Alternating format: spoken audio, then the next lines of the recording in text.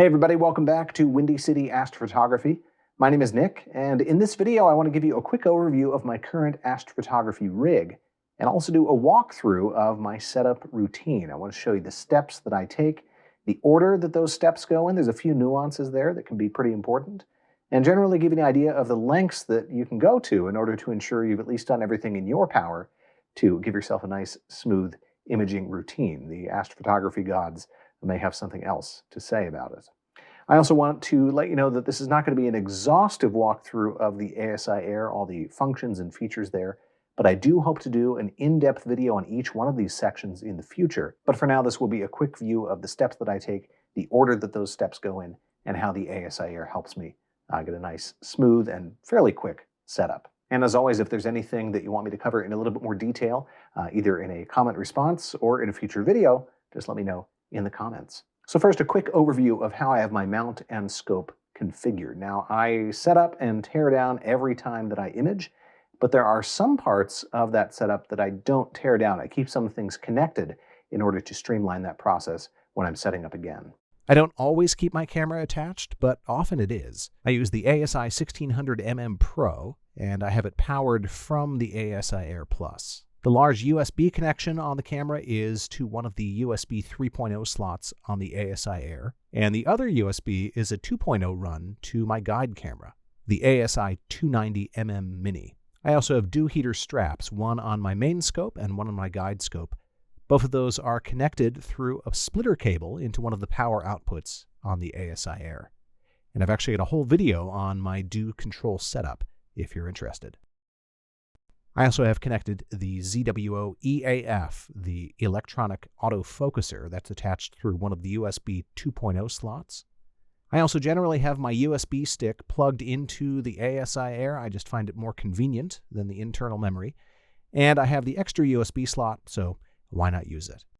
And the empty slot here is where I'll plug in the USB from my mount, the iOptron SEM40. On the mount, I have several cables run through the hollow declination axis of my mount, which is a great feature. It helps for cable management. The USB goes from the mount up through that cable pass.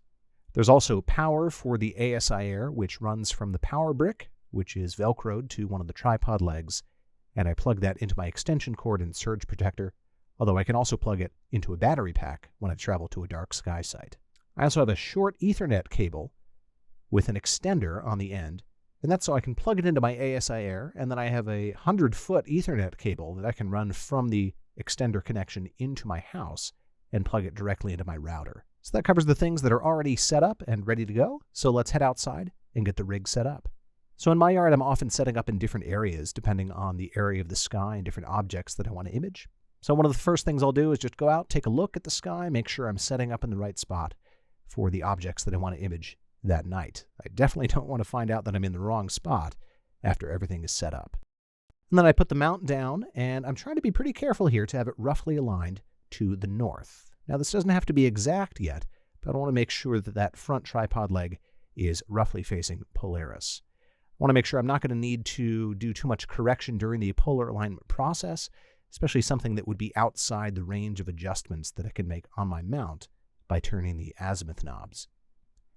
Anything outside about 2 degrees is going to be too much, but eyeballing it here is good enough, and I'll narrow it down quite a bit in my leveling setup as well.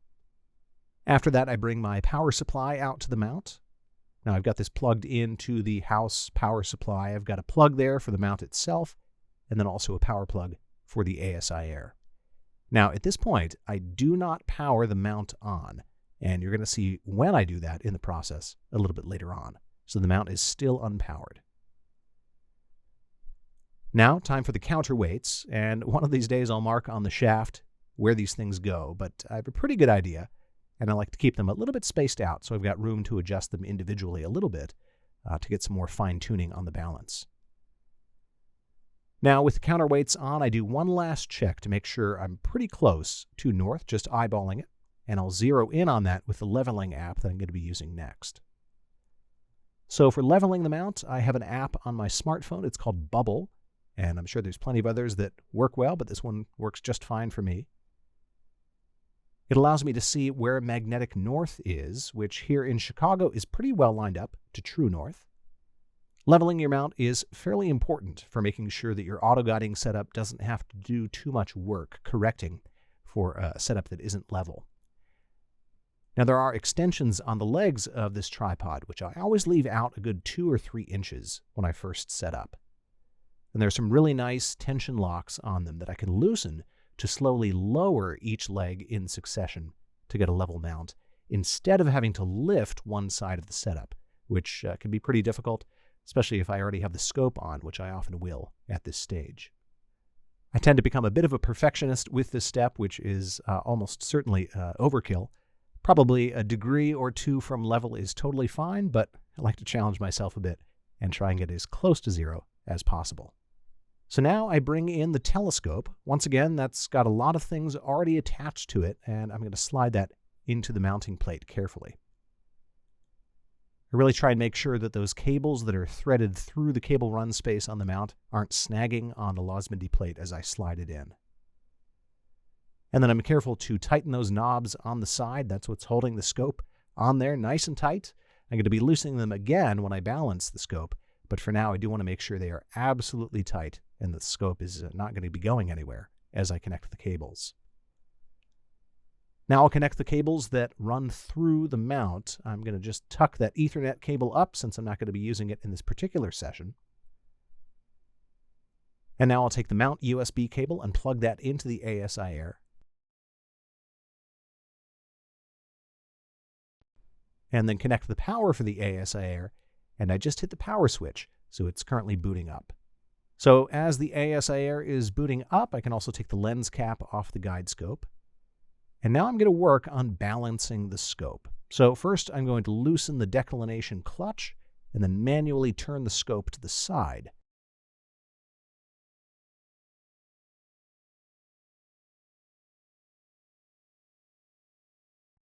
And you can see the back side of the scope is a little bit heavy. So now I'm going to relock that axis, and now I'm going to just barely loosen the knobs. Now I've tested this carefully to ensure the scope isn't going anywhere at this point, but I always keep a hand on it just in case. With your particular mount and scope, you may not be able to do that. You might just want to return it to the home position where the scope is facing north and make the adjustments from there. So I'm making slight adjustments, shifting the scope back and forth in order to try to achieve a balance on this axis. Scope balance is absolutely critical for accurate guiding, much more so than the level mount. A balanced scope and then a good polar alignment are very key. Okay, so I found a good spot there, and I'm going to retighten the knobs, making sure that everything is locked in. I then unlock the clutch, and I'm going to test it one more time to make sure it's not falling on one side or the other, and then I return it to home position facing Polaris. Next, I unlock the RA axis, the right ascension axis, which is where the counterweight position will come into play. I'm always keeping a hand on the scope as I turn it to the side, and this is pretty close. I'm going to lock the clutch once again and slide the counterweights down slightly. Now, there are plenty of discussions to be had on having them slightly heavy on one side so that the right ascension gears stay meshed for the guiding corrections. But in this case, I just went for a perfect balance in between the two. Okay, so if it's well balanced and well greased, you should be able to just give it a slight push and it'll turn pretty much all the way over and also head back up to the home position. So now I'll re-engage that clutch lock. And after that, I power up the mount. So that entire time, my mount was unpowered. And I've found that waiting until the ASIair is fully booted up before powering on the mount is critical. It may not be the case for all mounts, but it definitely is for this one. If I don't wait, the mount simply won't connect.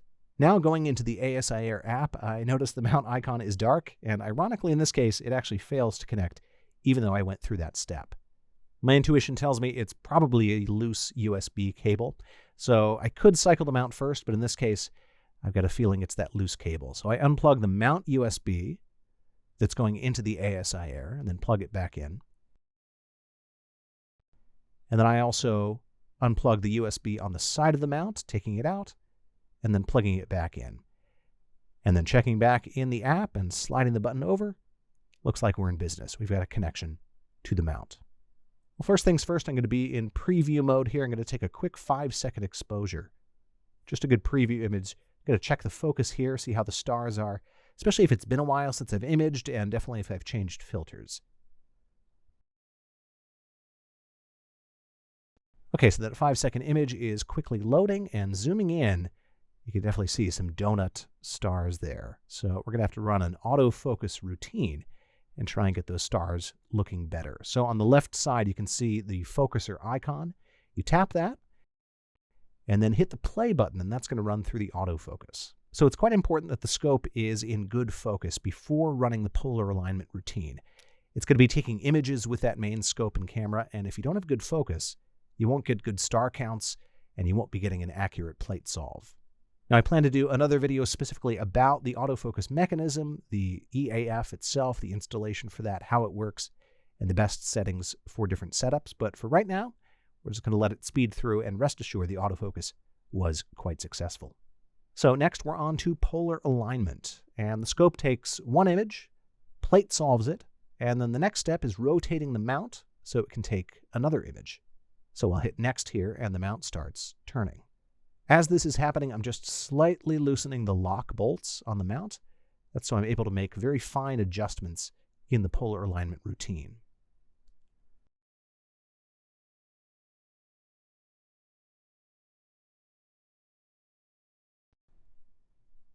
So now the mount takes a second image, plate solves it, compares the two, and figures out how far off it is. So pretty good, about 1 degree total error to begin with, and that's well within tolerance for me to be able to adjust that far. If I was, 10 degrees off, that would be way too far for me to fix with the adjustment bolts. And at that point, I would have to shift the tripod itself, trying to get it more closely aligned to Polaris to begin with, and then restart the polar alignment routine. But for tonight, pretty good luck so far. So this proceeded as expected. This is another feature I hope to do a deep dive video on at some point. I was able to get it quite close tonight in a pretty good amount of time. And apparently that means I am incredible. So now another important order of operations that I've found. After a successful polar alignment, the next step I always take is sending the mount to home position. So I go into the mount menu, scroll to the bottom, and hit go to home position. And it will move the mount back. It's going to undo that 60-degree rotation that happened during the polar alignment process. One of the things you definitely don't want to do here is release the clutch on your RA axis and turn it back to home position. You want to make sure the mount is doing the work. It's turning those gears, so it's updating where it's pointed in the sky. Now, I know some people will slew the mount right from that 60-degree rotation to the first target, but I found for consistency's sake, for the mount to know exactly where it is and not crash into one of the tripod legs, I always try to bring it back to home position and then slew to my first object. Now, at this point in the routine, I will sometimes take flats. I'll point the scope straight up in the sky, take those flats, and then go to the first object. This particular night, I'm going to be doing that later on, so I can just go right into my first target. So using the search function in the preview mode, I'll search for the object, M81, and hit go to, and then it starts slewing. And for this first slew, I almost always watch it very carefully, just making sure it's going in the right direction. If I know roughly where M81, 82 are in the sky, right up near the Big Dipper, I can make sure it's going to the right spot. If it weren't going to the right spot here, I would hit cancel, hit stop, and then try and figure out what's going on. Go back to that home position and try again. So now it's taking a picture to see where it's pointed, plate solving that picture, validating that it's centered. Looks like it's slightly off center, so it's going to adjust slightly in the direction it thinks it needs to go. It takes another image,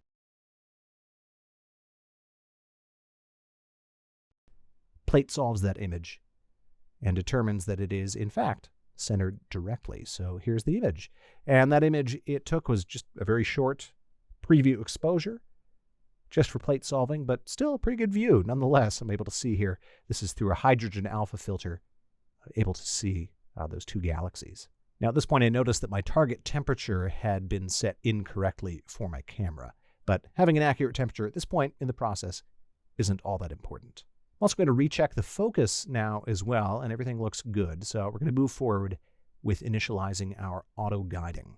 So I tap on the guide icon on the left-hand side and then tap in the box that pops up, the graph box. I do always double check to make sure a previous guiding calibration isn't still stored. You might have to clear that out. And I'm going to hit the cycling button in order to start imaging with the guide camera. And the view has a few stars in the field of view. Once I know that there are stars in fact visible there and that they're in focus, I'll hit the crosshairs in order for it to choose some stars for multi-star guiding, and then it'll begin its calibration process. Another topic for the list here for which I want to do a full rundown in the future. The precise values, the slight adjustments you can make to do this, but at this point, we're just going to let the process run. And it was, in fact, successful, and we ended up getting a pretty good solid guide for the night. I also ended up getting a nice 60-second exposure just as a test to make sure everything was running successfully, the focus looked good, and that the cooling was right where it needed to be. So overall, a successful setup, and that whole process takes me in real time, generally about 30 minutes from start to finish. So I hope this video was useful for you, and if it was, definitely do give it a like. That's going to help others find it and find it useful as well. And of course, don't forget to subscribe to Windy City Astrophotography if you haven't already. Clear skies. We'll see you next time.